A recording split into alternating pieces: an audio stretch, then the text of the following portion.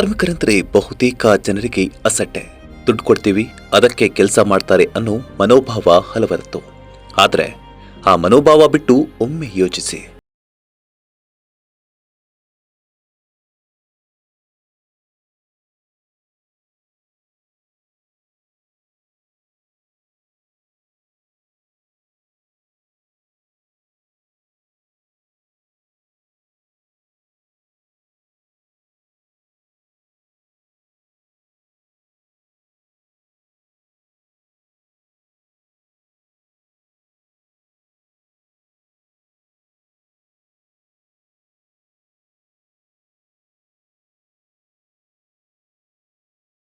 ದೃಢ ನಿರ್ಧಾರ ಕೈಗೊಂಡಿದ್ದಾರೆ.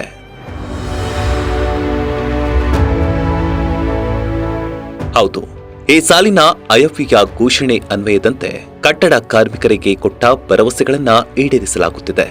ಕಾರ್ಮಿಕರ ಜೀವನ, ಅವರ ಮಕ್ಕಳ ಶಿಕ್ಷಣ ಕೊಡಿಸುವ ಸದುದ್ದೇಶದಿಂದಾಗಿ ಕಾರ್ಮಿಕ ಇಲಾಖೆ ಸಚಿವರಾದ ಸಂತೋಷ್ ಲಾಡ್ ಅವರು ದೃಢ ನಿರ್ಧಾರ ಕೈಗೊಂಡಿದ್ದಾರೆ. ಕರ್ನಾಟಕ ಕಟ್ಟಡ ಮತ್ತು ಇತರೆ ನಿರ್ಮಾಣ ಕಾರ್ಮಿಕರ ಕಲ್ಯಾಣ ಮಂಡಳಿ ರಚಿಸಲಾಗಿದ್ದು, ಶ್ರಮಿಕ ವಸತಿ ಶಾಲೆಗಳನ್ನು ಆರಂಭಿಸಲು ಉದ್ದೇಶಿಸಲಾಗಿದೆ. ಹಾಗೆಯೇ ಕಟ್ಟಡ ಕಾರ್ಮಿಕರ ಮಕ್ಕಳ ವಿವಾಹಕ್ಕೆ ಪ್ರೋತ್ಸಾಹಧನ ನೀಡಲಾಗುತ್ತಿದೆ. ಅಷ್ಟೇ ಅಲ್ಲ, ಕಟ್ಟಡ ಕಾರ್ಮಿಕರಿಗಾಗಿ ಈ ಹಿಂದೆ ಇದ್ದ ಹಳೆಯ ಯೋಜನೆಗಳನ್ನ ಪರಿಣಾಮಕಾರಿಯಾಗಿ ಅವರಿಗೆ ತಲುಪಿಸುವಲ್ಲಿ ಶಕ್ತಿ ಮೀರಿ ಕೆಲಸ ಮಾಡುತ್ತಿದ್ದಾರೆ. 2022-23ನೇ ಸಾಲಿನ ಆಯವ್ಯಯ ಘೋಷಣೆಯಂತೆ ಸಂಚಾರಿ ಆರೋಗ್ಯ ಕ್ಲಿನಿಕ್ ಯೋಜನೆಯಡಿ ಕಾರ್ಮಿಕರಿಗೆ ಅತ್ಯಾಧುನಿಕ ವೈದ್ಯಕೀಯ ಸೇವೆ ನೀಡಲು ನಿರ್ಧರಿಸಲಾಗಿದೆ. ನೋಂದಾಯಿತ ಫಲಾನುಭವಿಗಳು ಹಾಗೂ ಅವರ ಅವಲಂಬಿತರ ಆರೋಗ್ಯ ರಕ್ಷಣೆ ನಿಟ್ಟಿನಲ್ಲಿ 100 ಹೈಟೆಕ್ ಸಂಚಾರಿ ಘಟಕಗಳನ್ನು ಸ್ಥಾಪಿಸಲಾಗಿದೆ. ಇದಕ್ಕಾಗಿ 129 ಕೋಟಿ ವೆಚ್ಚ ತಗುಲಿದೆ. ಮತ್ತೊಂದೆಡೆ 2025 ಹಾಗೂ 26ನೇ ಸಾಲಿನ ಆಯವ್ಯಯ ಘೋಷಣೆಯಂತೆ ಕಟ್ಟಡ ಕಾರ್ಮಿಕರ ಮಕ್ಕಳ ಶಿಕ್ಷಣ ಪ್ರೋತ್ಸಾಹಿಸುವ ಸಲುವಾಗಿ ಕಾರ್ಮಿಕರ ಕಲ್ಯಾಣ ಮಂಡಳಿಯ ಅಡಿಯಲ್ಲಿ ಕ್ರಮ ಕೈಗೊಳ್ಳಲಾಗಿದೆ.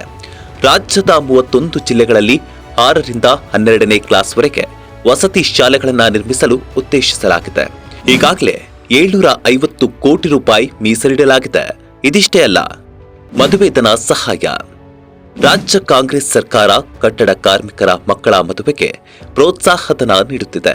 ಮದುವೆ ಧನ ಸಹಾಯಕ್ಕಾಗಿ 2022-23ನೇ ಸಾಲಿನಲ್ಲಿ 66,514 ಅರ್ಜಿಗಳು ಸಲ್ಲಿಕೆಯಾಗಿದ್ದು, ಅವುಗಳಲ್ಲಿ 48,366 ಅರ್ಜಿಗಳು ಮಂಜೂರಾಗಿವೆ. 2023-24ನೇ ಸಾಲಿನಲ್ಲಿ 50,398 ಅರ್ಜಿಗಳಲ್ಲಿ 34,604 ಅರ್ಜಿಗಳಿಗೆ ಹಣ ಮಂಜೂರಾಗಿದೆ. 2024 ಹಾಗೂ 25ನೇ ಸಾಲಿನಲ್ಲಿ 40,262 ಅರ್ಜಿಗಳಲ್ಲಿ 23,121 ಅರ್ಜಿಗಳಿಗೆ ಧನ ಸಹಾಯ ನೀಡಲಾಗಿದೆ.